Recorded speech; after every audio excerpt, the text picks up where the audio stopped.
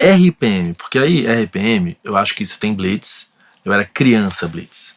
Eu nunca vou esquecer de entrar numa loja americana, se era americana, não sei se já era loja americana, e comprar um Vela Seleção, que era você comprar 3 shampoos e vinha com um disquinho que tinha Você Não Soube Me Amar, e quando você virava tinha nada. Isso é minha infância. Sei lá quem eu seria se não tivesse assistido Blitz, né? Porque aquilo mudou. Nossa. Eu me lembro que criança, aquele negócio, tipo, o país era esquisito. Eu me lembro que a sensação é de que ficou tudo mais feliz. E aí RPM eu já era criança para adolescente, né? Porque é 84 tinha 11, 12. E é difícil explicar, até por muitas idas e vindas da banda, o Paulo já fez muita coisa diferente também. É difícil explicar para quem não viveu aquilo o tamanho que foi o RPM, né? Eu acho que foi a coisa mais onipresente que eu vi em vida, assim, no Brasil. Porque a gente tinha um mercado, né, que você ainda tinha poucas mídias, então o que era sucesso estava na Globo em todos os programas, você tinha SBT, não tinha Record ainda, você tinha Bandeirantes. Então a gente, impreterivelmente, todos os adolescentes estavam em casa vendo TV ou escutando rádio, né? E só se falava em Paulo Ricardo e RPM, era um negócio muito louco. Então esse primeiro disco para mim é enigmático pelo impacto que causou na minha adolescência. Em tudo, o impacto do lifestyle, né? Porque aquela coisa meio londrina do Paulo Ricardo, que a gente já conversou muito sobre isso, ele veio com referências lá de fora que eram outras, né? Aquilo impactou muito a vida de quem tinha 11, 12, 13, 14 anos naquela época. Eu lembro das temporadas, ficava no Canecão meses. Incrível, Incrível, né? Me conta um pouco do RPM, porque esse primeiro disco é bom pra caralho, né? Aliás, a banda do primeiro disco já virou um ao vivo depois e... Foi uma coisa assim, um fenômeno, sem dúvida, um fenômeno. O RPM ele acabou surgindo de um projeto que a CBS estava fazendo junto com a Rádio Jovem Pan. Eles estavam selecionando novos artistas, né, de rock, que era o que corria aqui, o que dava certo para a época, que era a tendência daquela na década, né? Então vamos criar novos, como é que a gente vai descobrir novos artistas? Então existia uma forma das gravadoras fazerem, que eram os famosos pau de sebo. Explica pra galera, eu sei muito bem que é um pau de sebo. Você gravava vários artistas, colocava no mesmo bolachão, né? Então fazia aquela... E o pau de sebo foi quem conseguir chegar lá no topo merecia ter um trabalho individual. Essa era uma forma de se pesquisar e garimpar novos artistas, né? E a gente, no caso a CBS, criou um projeto junto com a Rádio Jovem Pan. A rádio anunciava pedindo que os artistas mandassem seus trabalhos que iriam ser avaliados e provavelmente entrar para gravar um tal. Só que o que a CBS fez? Foi uma forma super inteligente e ética, eu achei até, foi muito bacana isso, de criar, ao invés de criar um pau de sebo, um discão inteiro que todo mundo lá, cada um tinha o seu trabalho individual, seu compacto simples, que é o que se faz hoje, só que voltamos aos singles, né? Voltamos, e aquele que se sobressaísse merecia ter o seu LP grandão, né, de 10, 12 músicas. Quando a gente fez essa pesquisa, eu acabei conhecendo vários, e a gente ia marcar, junto com o Marcos Mainart, várias reuniões com aqueles que a gente selecionou, que serão aquelas pessoas indicadas a fazer o seu compactozinho. Mas antes você tinha que conversar pessoalmente para sentir, não só se a gente, o áudio conquistou, mas se as pessoas conquistavam também como o carisma pessoal, né? E eu, nesse tempo, conheci o RPM, recebi uma fita cassete do disco RPM através do amigo em comum, né? E eu fiquei apaixonado pelo trabalho da RPM. Já era aquela sonoridade que acabou virando... Não, ele tinha já um tipo de letra que o Paulo fazia, um tipo já uma tendência musical que vinha na contramão das outras bandas que estavam na época fazendo sucesso.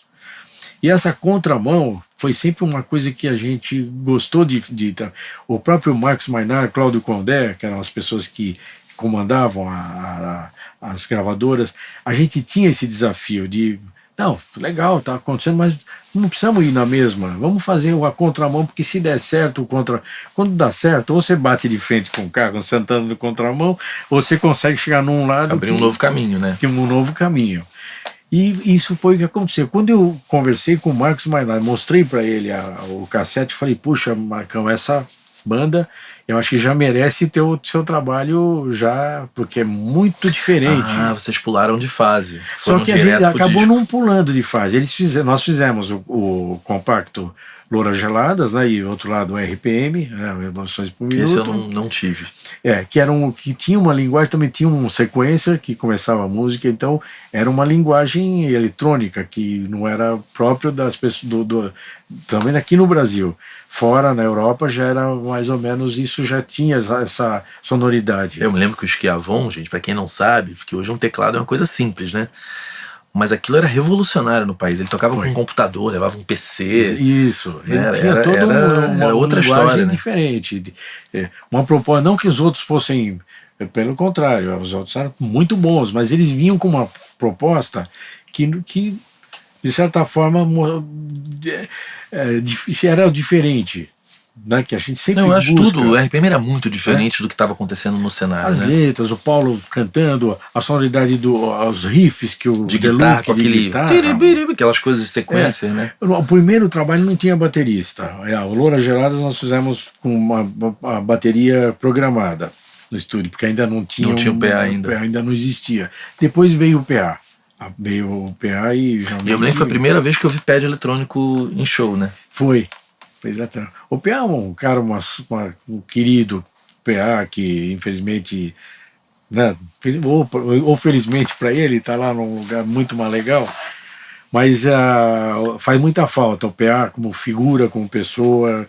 Ele era um cara que dentro do RPM ele agregava as pessoas, muito bacana o PA. Ingênuo, um cara que não tinha maldade, um cara que falava tudo que tinha que falar, não tinha...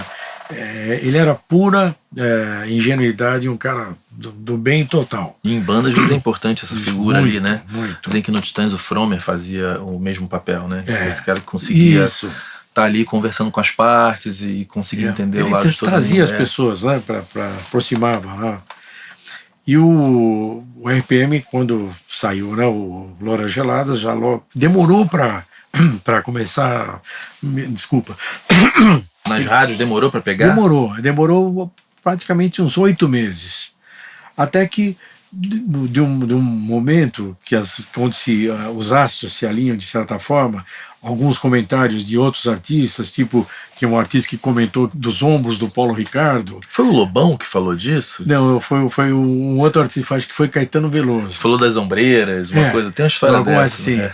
E o Poladian, na época, pegou o grupo para empresariar. É verdade, foi o Caetano que falou que ele tinha os ombros lindos, alguma coisa dessa, que o Lobão mete pau nessa história aí. E nós fizemos a tentativa de um remix, porque a gente tinha, o pessoal da gravadora, da parte do marketing, também tinha aquela história de o panorama das casas noturnas, das danceterias, estavam proliferando. E uma forma, talvez, de fazer uma junção era fazer um remix com o pessoal criando uma linguagem eletrônica de um remix do Louras Geladas, que eu acho que foi o primeiro remix feito. Eu acho que está até na história do livro, da história da música eletrônica, é citado como um dos primeiros. Olha que legal, ou talvez cara. O primeiro. E tudo juntou o Poladian com a brilhante ideia de pegar o Ney Matogrosso para fazer uma direção musical do show. Ele falou que ele assistiu, não achou incrível, mas viu que tinha uma coisa ali, e aí chamou o Ney, aí o Ney falou, olha, eu vou querer tanto tempo, tem todo um processo incrível. Foi toda uma história que as coisas vão se encaixando, né?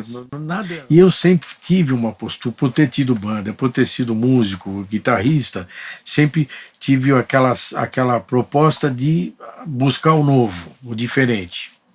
Quando eu vi no RPM que o novo ele tinha uma qualidade muito forte de letras, de proposta de letras, não era uma letra de consumo da garotinha, da festinha ou da adolescente, mas tinha alguma coisa mais forte do que isso, tinha um discurso forte em cima da música. É maravilhoso. Né? E o Paulo, com a forma de cantar totalmente já... inglesa, vamos dizer assim, né? O Paulo cantando muito e passando muita emoção. A química do Schiavon junto com o Paulo fazendo as músicas, né? A guitarra do Deluxe, que até hoje me encanta, o Deluxe como guitarrista, vamos dizer que ele não seja um virtuoso, mas graças a Deus que ele não é um virtuoso. Graças a Deus. Né? Porque é o cara que faz a coisa do... Eu, quando vejo o Deluxe tocar, assim, me lembra muito Rolling Stones, que é aquele cara que toca e toca o que ele sente, a essência do que está na alma dele, está nos dedos da guitarra tocando, independente de fazer frases virtuosas, bonitas, que isso nunca foi, eu sempre procuro fugir disso. É o Dado Villa-Lobos na Legião é a mesma coisa, né? Você também. fala o Dado, o Dado criou os riffs que Nossa Senhora. Exatamente, e o RPM teve essa, você vê uma química, o PA com a energia dele tocando aquela bateria, não tinha como você não se envolver nisso. Então, a minha postura como produtor, sempre, eu não sou um cara de ficar falando muito. Quando o produtor aparece... Pós RPM, eu queria fazer a última pergunta do RPM. Quando você estava com eles no estúdio, você imaginou que aquilo seria a explosão, você como produtor? Olha, a gente tem momentos que a gente faz uma produção e fala, isso vai explodir. E não acontece nada. Acontece nada. Ou você fala, não, tal, mas... Porque a gente realmente, ninguém é dono da verdade, né? A gente tem... Eu imaginei com o RPM que aquilo, antes mesmo de entrar no estúdio, eu até um dia eu falei com o Vander, estava no carro, mostrei uma fitinha cassete das demos, e o Vander depois até... ele já é falecido, infelizmente e tal, mas ele comentou várias vezes comigo, eu nunca vou me esquecer o dia que você me colocou a fita cassete no carro, antes de ir para o estúdio gravar, e que você falou para mim, isso vai ser um grande sucesso, que não vai ter como não ser, sabe? Olha só. Do RPM. Tive essa sensação, já tido outras vezes essa vez que também não deu em nada, mas essa do RPM você previu. Foi muito claro que tinha ali um componente, uma força de mexer com as pessoas, que não, era inevitável que isso pudesse. Tanto que quando demorou para isso acontecer, eu me decepcionei um pouco. Falei, puxa, jurava que ia dar certo. Será que a gente vai perder isso? Será que isso vai sumir? Vai ser mais um trabalho que foi feito e... Mas não, quando as coisas têm, aquilo que a gente está falando agora há pouco, quando tem que acontecer, acaba indo de uma forma ou de outra, tem um momento que vai dar certo. Porque o RPM teve esse disco, aí teve a história do ao vivo, que talvez seja o ao vivo mais breve, né? Foi. Da história de uma banda no Brasil, que foi uma explosão absurda, e London, né? Que inclusive o Paladino contou a história, que vazou. Exatamente. A música, estourou. E aí tem o disco seguinte, que eu já conversei com o Paulo, parece que o clima deles era horrível, né? Quando eles foram fazer o segundo disco. Então eu imagino... Os Quatro Coiotes. Imagino que era você ali no meio daquela confusão toda, né? Sabe o que aconteceu nesse trabalho? O grupo acabou, né? Chegou um momento ali que a banda terminou e eles estavam fazendo uma tentativa sem produtor, com o produtor acompanhando de longe os trabalhos e acabou que não... Eles foram para fora do Brasil, né? Não, acabou que nesse momento que eles estavam ainda no estúdio tentando fazer um próximo trabalho, não deu certo e eles resolveram brigar ou acabou a banda. Naquele dia, por coincidência, me ligou, os quatro me ligaram, me convidando para ser o produtor da carreira solo de cada um. Olha que história legal. Achei estranho isso. Estranho, né? Eu falei, poxa, mas espera aí, eu sou amigo deles todos. Né? Independente, eu gosto de todos e tenho até hoje a gente se fala e tal, né? Mas no caso, eu liguei para a gravadora perguntando, escuta, acabou a RPM, eles me ligaram aqui pedindo para fazer um disco solo e tal. Alguém me respondeu lá, não lembro com quem eu falei, não, a gente tem interesse de fazer a carreira, não gostaríamos que o RPM terminasse, porque é um artista, o RPM é um artista. Era o artista forte, né? brasileiro do momento. Exatamente. Né? Aí eu falei, puxa, eu vou conversar com cada um para ver se eu consigo fazer de novo agregar as pessoas novamente para fazer um próximo trabalho. Aí conversei, fui na casa do Schiavon, poxa vida, não acaba essa banda não, vocês têm isso, tem aquilo, não sei o quê. Conversei particularmente com o Paulo Ricardo, falei com cada um. Aí eles resolveram, não, Manuli, acho que pode ser, vamos fazer e tal. E o pessoal da gravadora, vê o que eles têm já de coisas, eles ficavam na Transamérica fazendo sozinho o trabalho, vê se tem alguma coisa que já tem alguma música pronta para a gente já agilizar o lançamento e tal. Eu fui ouvir, infelizmente não tinha nada inteiro. Não tinha nem Quatro Coiotes, nem Partner, nada tava nada, pronto. tinha trechinhos de música tal, mas nada que fosse relevante, nada que fosse, poxa, o RPM merece muito mais um trabalho, um repertório muito mais consistente do que isso que a gente escutou lá. Aí foi quando surgiu a ideia de vamos fazer o seguinte, vamos botar o pessoal juntos novamente, porque eles estavam meio que desagregados, vamos achar um lugar para eles ficarem. Aí foi a ideia de fazer uma casa em Búzios, que alugaram a casa lá por um mês, um tempo lá, levaram toda uma estrutura. Você foi junto? Eu fui também, só que eu ia só nos finais de semana, porque eu tinha outras coisas para fazer de trabalho, eu não podia ficar lá o tempo todo, mas eu ia aos finais de semana, ia sexta-feira e voltava domingo à noite. E acompanhava. Eles tinham um equipamento lá para gravar. Levaram todo um pessoal, não só a banda, Guilherme Canais, que era um engenheiro, que até hoje é um amigão nosso também, trabalha aí com vários artistas, foi para registrar as músicas que poderiam estar no próximo trabalho, que não se acho que nem tinha nome de Quatro Coiotes ainda. O Partners foi uma música que eles criaram assim, durante a madrugada.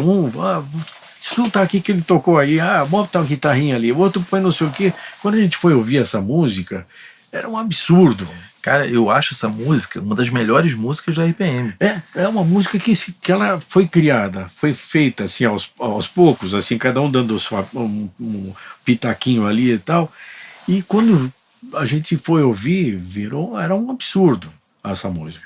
Aí tudo bem, depois desse mês a gente conseguiu um repertório, falamos, bom, agora já podemos ir para o estúdio, já podemos ir fomos para o estúdio da Som Livre e começamos a trabalhar e gravar as músicas que já estavam você administrando escolhidas. aquelas pessoas ali também. E eu né? ali no processo de já, mas aí eu já estava bem assim atuante e tinha confiança deles já, né? que eu tinha já desde do outro disco, desde a outra. A gente, mesmo não tendo feito, tivemos um período de assim afastados, mas a gente tinha ainda um contato, telefone, ou em algum lugar que tivesse alguma banda tocando, sempre esbarrava com um deles e tal. Então eu nunca perdi o contato com o RPM, nas pessoas do RPM, da banda. Então, quando nós fomos para o estúdio gravar, era uma farra. Porque eu acho que o resultado de uma música, você tem que gravar é diversão. Se você não tiver num clima de diversão, de um clima descontraído, de poder ousar, sabendo que pode não ficar legal e vão fazer de novo, não perde um pouco aquela coisa de você ir para o estúdio na obrigação de que em cada momento você tem que fazer uma coisa que vai ser uma obra de arte. Isso é totalmente antiprodutivo. Eu também acho. Sabe uma coisa que me chamou a atenção? Eu não sei que ano é Quatro Coiotes exatamente, mas eu me lembro deles no Chacrinha. E aí o Paulo apareceu com um cabelo muito diferente, eles estavam vestidos diferentes. E a mix de Quatro Coiotes, eu já era muito ligado nisso, tinha a voz mais baixa. Isso. Eu ia até falar isso. E foi a primeira vez que eu ouvi um disco nacional com a voz baixa. E aquilo me deu uma agonia, eu era criança, adolescente, sei lá. Eu falei, cara, por que não consigo entender? Aí quando fui na loja, aquela coisa de ir na loja, comprar o disco, aí eu ouvi. E passou muitos anos, eu fui ouvir novamente, quando começou a ter tudo no streaming. E eu acho o som muito bom e é muito moderno pra época. Era muito à frente do que acontecia no país, né? Não sei se o Máriozinho gostou, porque diziam que o Máriozinho Rocha gostava de música com voz na frente, né? Isso na verdade... Foi proposital? Foi, a gente foi proposital. A gente, quando fizemos a gravação, nós fomos mixar em Los Angeles. Para ter uma linguagem, um resultado um pouco diferente. Então, minha observação não é irrelevante, né? Não foi uma coisa, eu confesso assim, que não foi legal. Para a época, né? A gente ouvindo hoje, talvez tenha, como você está falando, né? Hoje você percebe que tem a ver, né? Mas para a época faltava eu acho que eu até me propus a uma época e falei com o Paulo Junqueiro, que foi aniversário do RPM, de remixar esse disco. Eu acho que esse disco merecia ter uma remixagem, para a gente colocar no lugar as coisas, porque quando nós fizemos essa mixagem em Los Angeles, na verdade a gente estava inebriado pelo clima de estar em Los Angeles, estúdio americano e não sei E o quê. pegou um engenheiro de som famosíssimo para fazer. Acabamos fazendo um pouco, esquecemos um pouquinho talvez do nosso mercado brasileiro. Sim, e é bom, só para fazer essa observação, o Máriozinho Rocha, porque falaram assim, quando você cita um nome desse, explica quem é, porque tem gente que não sabe, né? O Máriozinho que escolheu o que ia tocar na novela. E eu me lembro, moleque com banda, que já se ouvia falar, não, tem que ter a cópia do Mário, a versão pro Máriozinho com mais 2, 3 dB de voz, né? Então, pelo que você está me dizendo, apesar de ter sido moderno, atrapalhou um pouco a entrada nesses veículos, pela voz estar um pouco mais abaixo. Não foi uma decisão, comercialmente falando, não foi uma decisão legal. E vocês não fizeram a versão com mais 3 dB de voz? Não, a gente acabou acreditando que aquilo era uma nova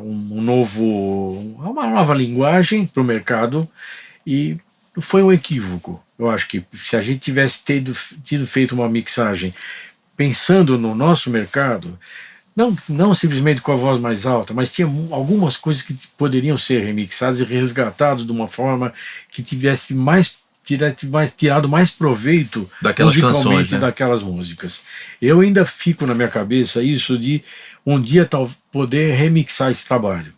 Eu acho que é um disco, na minha opinião, também totalmente ousado.